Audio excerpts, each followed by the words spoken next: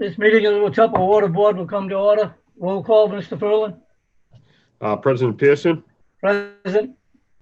Member Pinnell, Here. Member Ferrera. Here. The open Thank you. meeting law reads as follows. Meeting law, any person may make an audio or video recording of this public meeting or may transmit the meeting through any medium. Attendees are therefore advised that such recordings or transmissions are being made, whether perceived or unperceived by those present, and are deemed acknowledged and permissible. Mr. Ferlin, if you would, continue with the agenda. Yep, just for everybody's knowledge, I also have Tom Ty here in the office with me as well. Item number 1, citizens input. Due to the COVID-19 Essential Services Advisory, Government Center has restricted public access. If anybody wanted to submit public input, they could have done that prior to 12 o'clock today, July 9th, at water@fallriverma.org, but there was none that I saw prior to 12 o'clock today. Item number 2 would be the minutes of the previous meeting, which would be the June 17th meeting that were provided to you in your packet. Chair would make a motion that we accept the minutes. Motion. Second. Motion was made and seconded. Roll call votes. All votes will have roll call votes today. President Pearson, Yes. Member Pinnell, Yes. Member Ferrera. Yes. Thank you. So item number 3 within your packet is an award contract.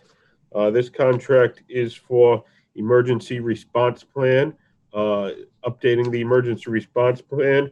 So due to the American Water Works Act of 2019, we had to update, the American Water Infrastructure Act that was passed in 2019. We had to update our risk and resiliency plan, which we've done. We got a grant through the MVP program to update that. That's complete. This is the next step that needs to be completed prior to December of this year.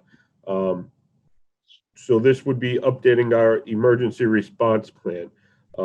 We already have one, but you need to include some of the new issues that were found during your risk and resiliency study.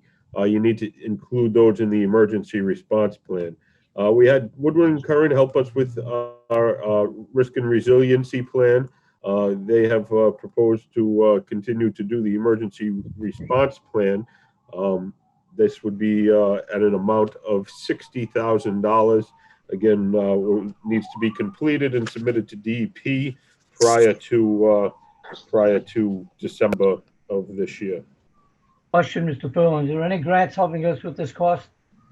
For this one, there was not a grant. We did apply to have this cost covered with the MVP program, but they did not feel that this met the guidelines of the grant, so we were not issued the grant on this to do this portion of it. So we're looking for a motion to accept. Is that correct? Yes, sir. Is there a motion to accept the awarded contract? No motion. Second. Motion is unanimous. Roll call, Mr. Ferlin. President Pearson, Yes. Member Pinnell, Yes. Member Ferrer. Yes. Next item on the agenda, please. So item number 4 on the agenda is the Phase 19 water main replacement. This year, as we do most years, we went out to bid for our water main replacement contract for Phase 19. The low bidder was CJP and Sons Construction. They were a bid amount of $1,596,563.20.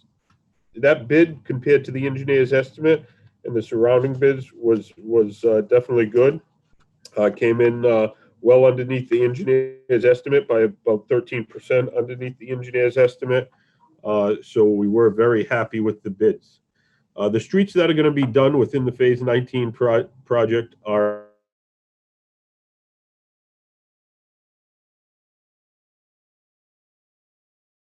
Second. The vote is unanimous. Roll call, Mr. Ferland? President Pearson, Yes. Member Pennell, Yes. Member Ferrera.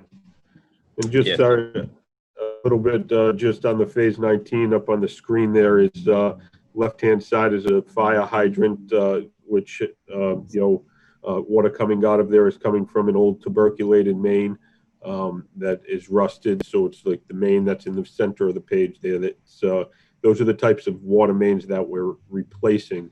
We're replacing them with the new ones on the right-hand side there, a new ductile-lined, cement-lined water main. So those are just some of the issues that we're correcting.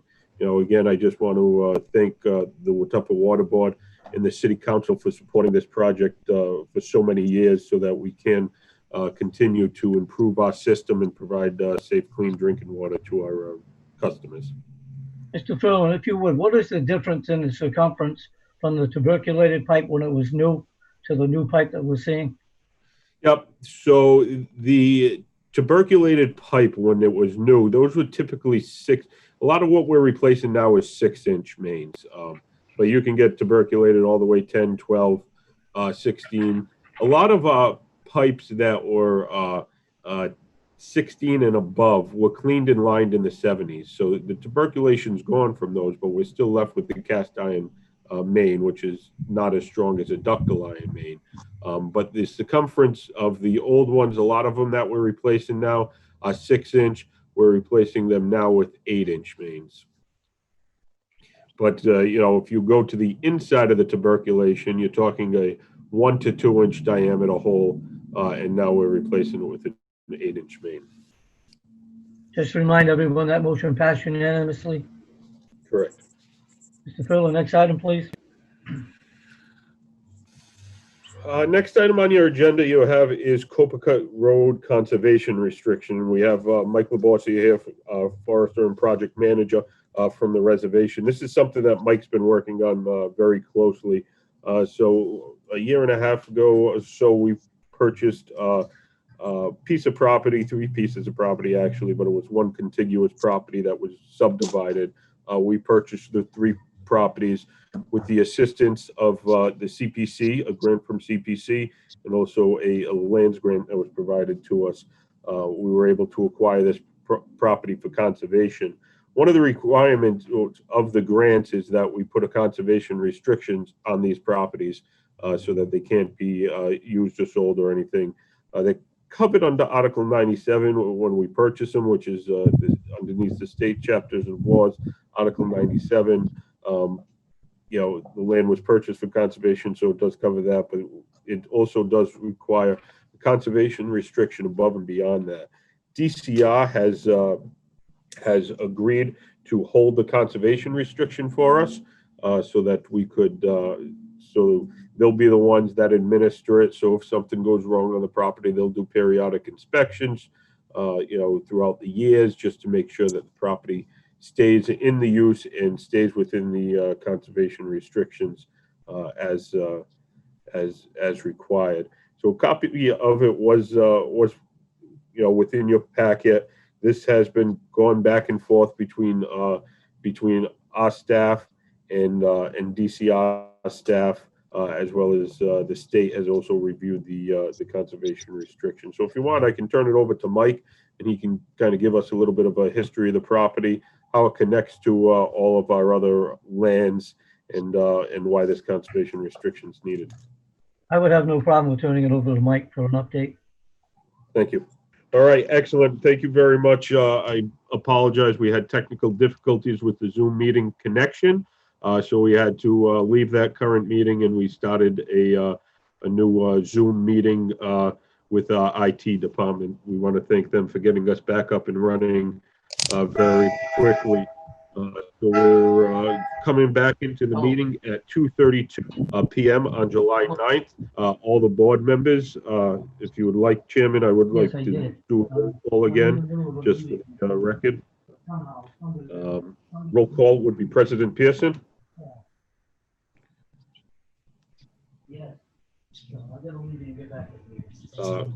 President Pearson. Yep. Taking a call. Okay.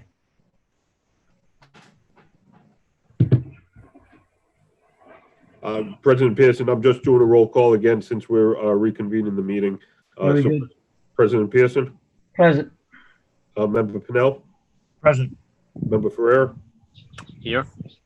Excellent. Thank you very much. We're gonna start off right where we left off. We were talking about the Copicut Road conservation restriction, and if it's okay with the chair, I would like to turn it over to Mike LaBossiere to give us some history and background about the project.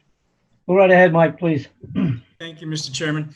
So what I was now discussing was the conservation restrictions can be held by either a nonprofit conservation group or a government agency. We currently, much of the Watuppa Reservation has a conservation restriction upon it.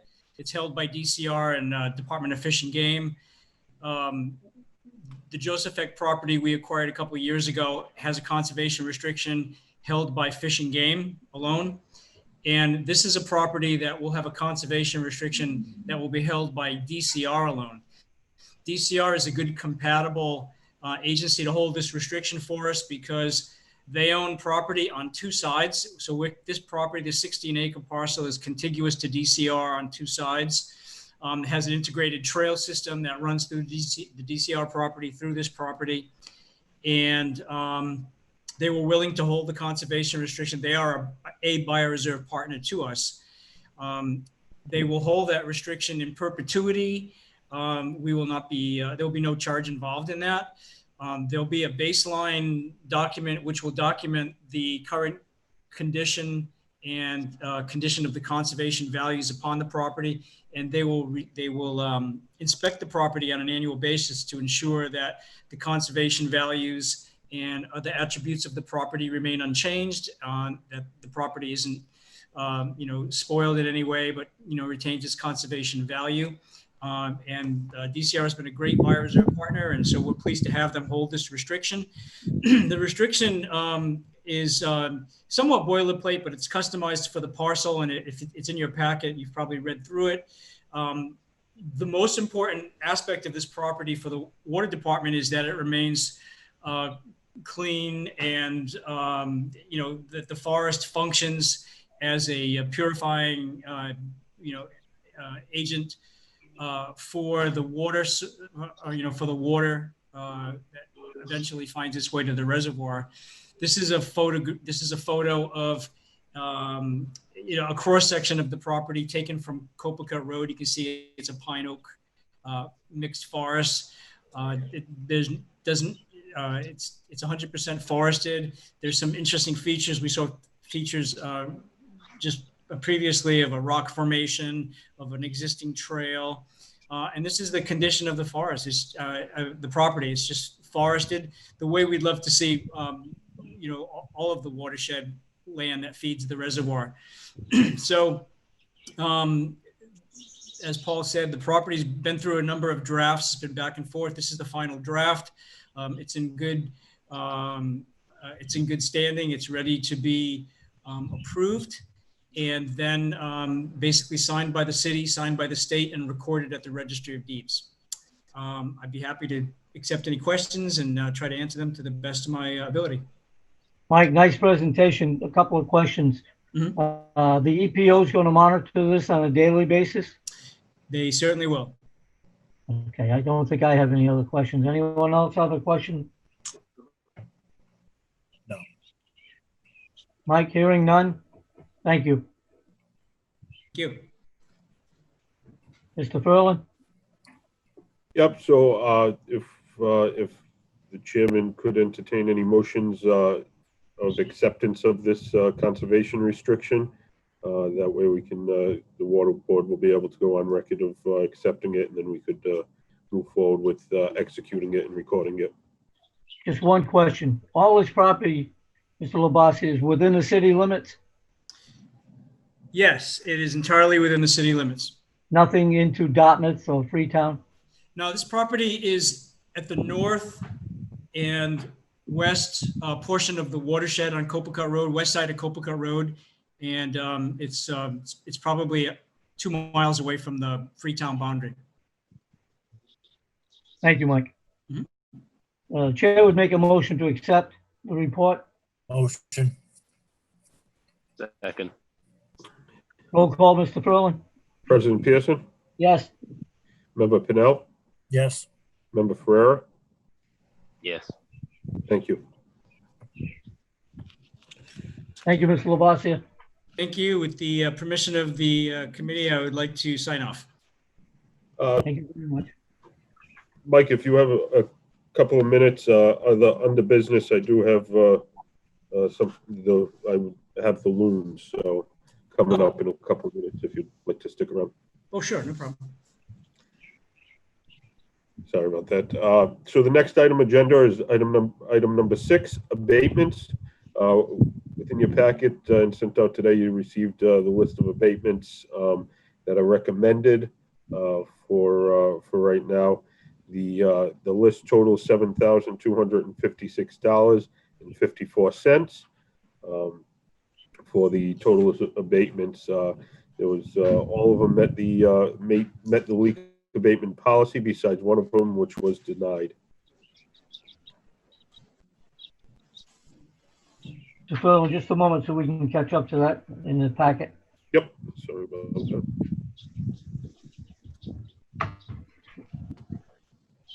In case anybody needs any help, I believe it looks something like this, if I'm correct. Yeah, I got it. Okay. Chair would make a motion to accept. I'll motion. Second. Mr. Ferland, roll call, please. President Pearson, Yes. Member Pennell, Yes. Member Ferrer, Yes. thank you. Okay, next item on the agenda is other business, and I just have a couple of things that I would like to go over, if the chair would entertain those. Please do. First thing, I'd like to thank all the board members, both Water Sewer Commission, all the other boards that are out there, planning, park, zoning, Conservation Commission, going through this COVID time. It's been a very tough time, but by boards like our board and other boards still being able to have meetings and move, and move stuff forward, is very, very, noteworthy due to the fact of what's going on. The technical aspect of having to meet through a computer or through a electronic device is a lot different than a lot of these boards are used to. So I just want to thank everybody for hanging in there through these times, so that we can keep normal business moving forward for our residents and our customers. Again, in relation to COVID-19, just a couple of things.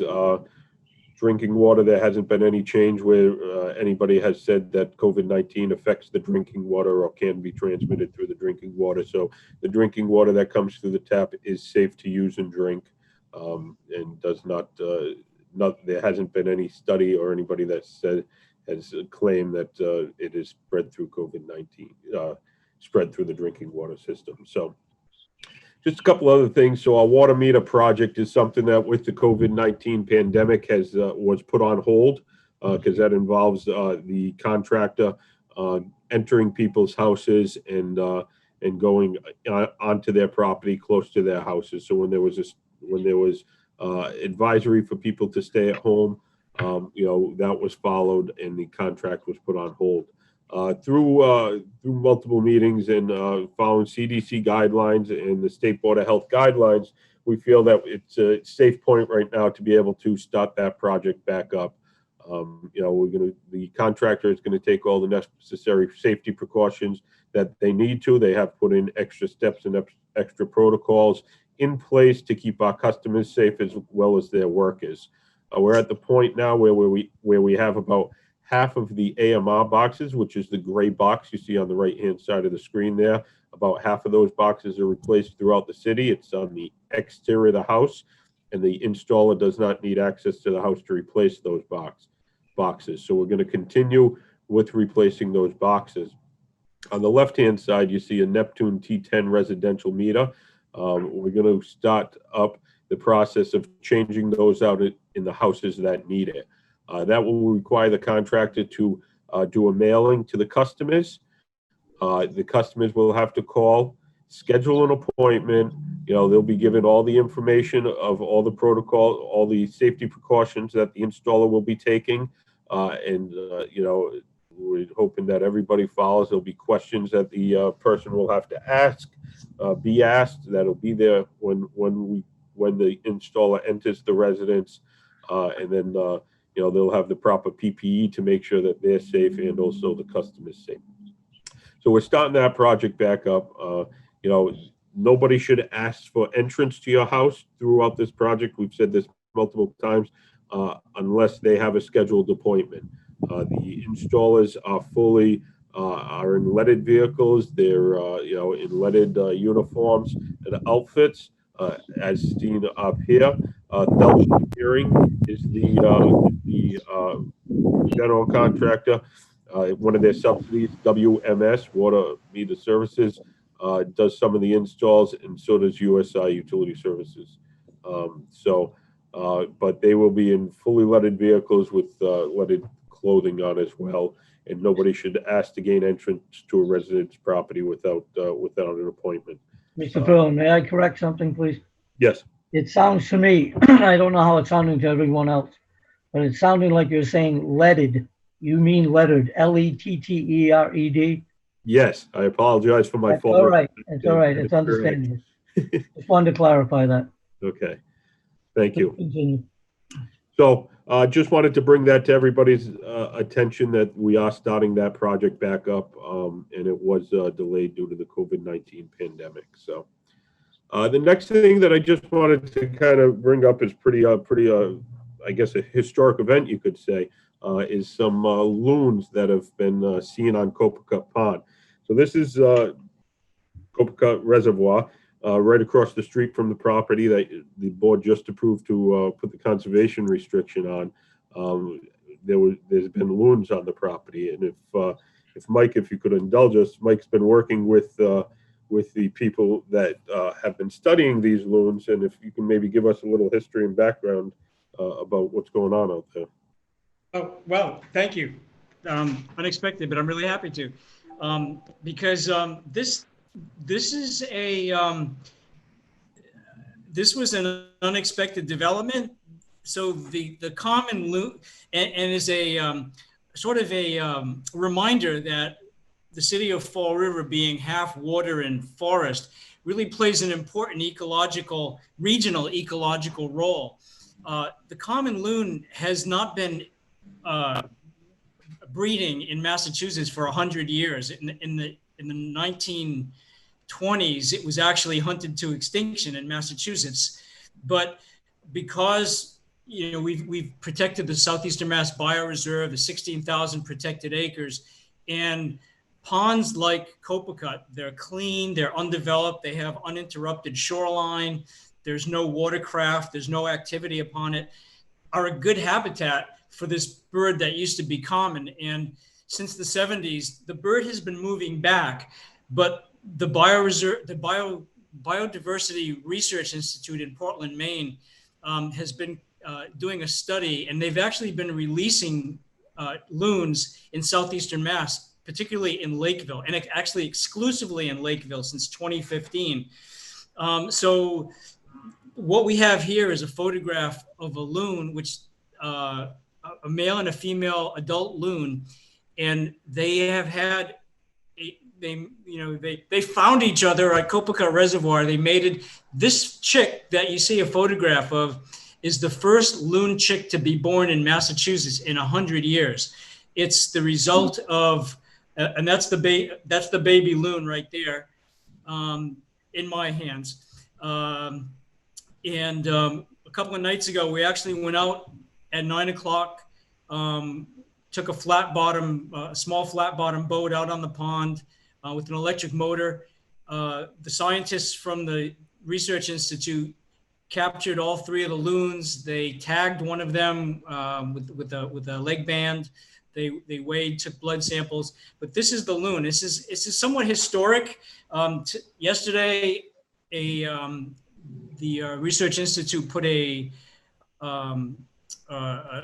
press release out. I don't know if it'll appear in the Herald News. I hope to follow up with some press release of our own, just to be able to sort of make the connection. But again, it's a almost historic, if you will, in the natural realm, reintroduction of a wild bird that is very unique. It's a bioindicator of actually a clean and a pristine environment, and that it happened in Fall River as the first one in the state. I think a phenomenal and honorable thing that we ought to be proud of. And I think it's a testimony to the fact that we've set aside this land, that this land is productive, and it's so much of it is open to the public. The shoreline of the Copicut is open to the public. The public could actually view this bird. I've seen the bird most often right from the fisherman's parking lot on Copicut Road. So it's a little piece of wild nature right at our doorstep. And I'm grateful to be able to partner with the Research Institute. And I hope that this is a resident that'll stick around for a while. So thank you for the opportunity to share that. Yeah, excellent. Sorry to put you on the spot there, Mike, but I just, last minute, I wanted to get this out to the board. As you said, just yesterday, the Research Institute put out a press release regarding this. And as you said, it's a pretty historic event. The first known loon hatch in this area in over 100 years.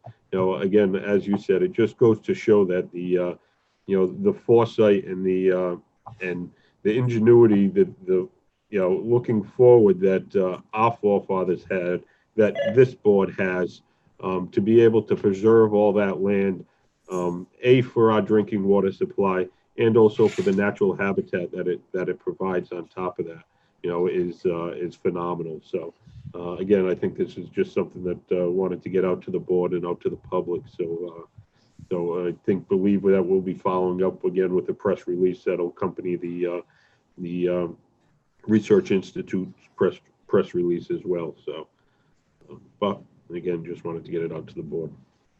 Mr. Labasi, in the future, if you would, please keep us informed. I will do that. Thank you, sir. Nice job. Thank you. Are there any other commissioners who would like to make comment? Hearing none.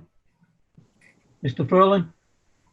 All right, so that brings us to the end of our meeting.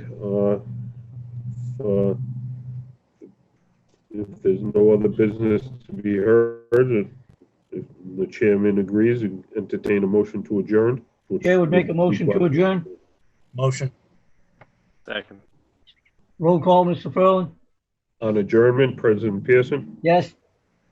Member Pennell, Yes. Member Ferrer, Yes. adjournment Therefore, this at meeting is adjourned. 2:51. Thank you very much, board members.